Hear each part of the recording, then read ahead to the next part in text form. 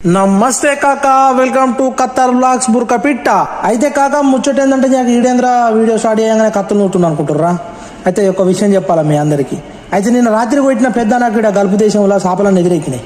పెద్ద పెద్ద రావులు అందరు పట్టకపోయారు. ఇక పెద్ద పెద్ద అన్ని అందరు పట్టుకుని పోయిన తర్వాత మనకేం దొరుకుతాయి కాక, అవే అడుగులు బొడుగులు దిక్కైనాయి. ఇక అడుగులు బొడుగులైనా మంచిదని చెప్పేసి ఒక రవ్వ అయితే పట్టుకుని ఇంటికి వచ్చినాం కాక. ఆ రవ్వ ఎంత ఉన్నది, 1 కిలో అంత ఉన్నది.